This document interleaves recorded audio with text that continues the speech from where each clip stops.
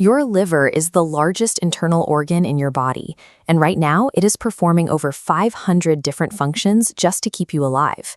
It filters your blood, produces bile, stores energy, and processes nearly everything you eat, drink, or breathe. But globally, about 1 in 3 adults have too much fat stored inside this vital organ. That is over 2 billion people. And because early-stage fatty liver causes no symptoms, most of them have no idea. For decades, this condition baffled doctors.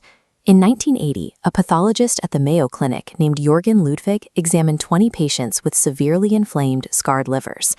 The damage looked exactly like late-stage alcoholism, but none of these patients were heavy drinkers. Ludwig realized he was looking at a disease that, until then, had no name. The scarring wasn't caused by alcohol, but by metabolism. These patients were mostly overweight and diabetic, suffering from a metabolic crisis that was physically damaging the liver from the inside out.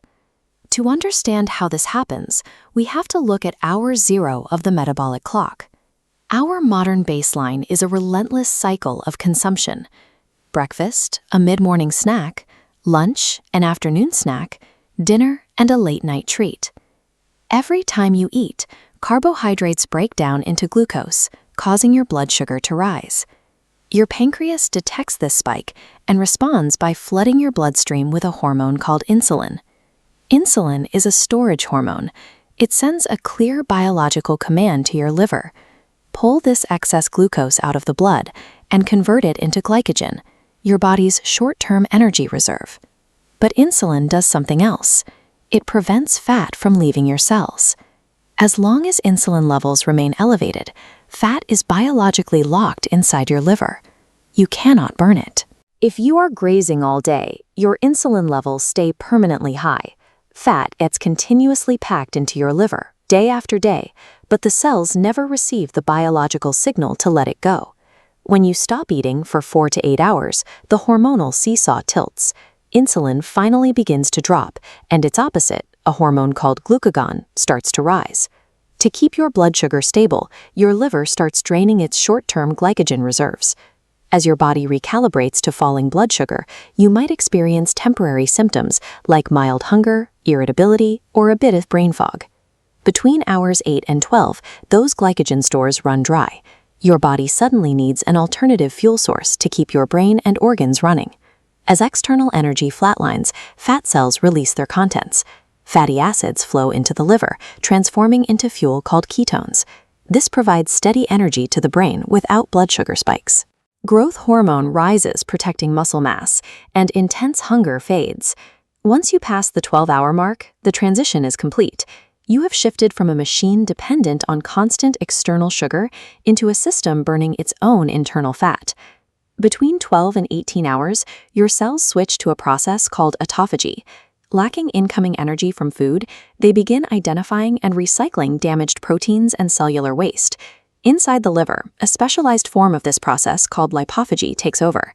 Cellular recycling centers actively hunt down the fat droplets causing liver disease, wrapping around them and breaking them down to be burned for fuel. As you cross into the 18 to 24-hour window, the cleaning process slows and the focus shifts towards cellular repair. Clinical studies show that after several weeks of consistent fasting, patients see significant drops in ALT enzymes in their blood. These enzymes are distress signals. Their decline indicates that active inflammation in the liver is subsiding.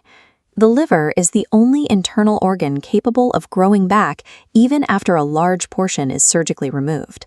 While fasting doesn't replace surgery, the combination of lowered insulin and reduced inflammation provides the biological calm required for the liver to begin repairing its damaged cells and generating new ones.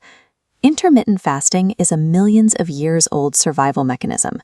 We just accidentally turned it off by surrounding ourselves with a 24/7 supply of easily accessible, highly processed food. When you finally do eat, you must break the fast with a moderate meal focused on protein and vegetables to gently wake your digestive system back up. If you break a fast with a massive sugary meal, you overwhelm the liver's capacity. Insulin spikes immediately, and the excess energy gets converted right back into fat. Fasting is a powerful tool, but its benefits are undone if you do not manage the transition back to eating. A sugar-heavy first meal simply restarts the fat storage cycle you just spent 20 hours trying to stop. This tool isn't for everyone. If you are pregnant, have type 1 diabetes, or a history of eating disorders, fasting is not appropriate for you. Your liver has been working relentlessly, filtering your blood and processing nutrients every single day of your entire life. It is biologically designed to clean and heal itself. You don't need a complex program. You just need to provide the conditions for it to do what it is built to do.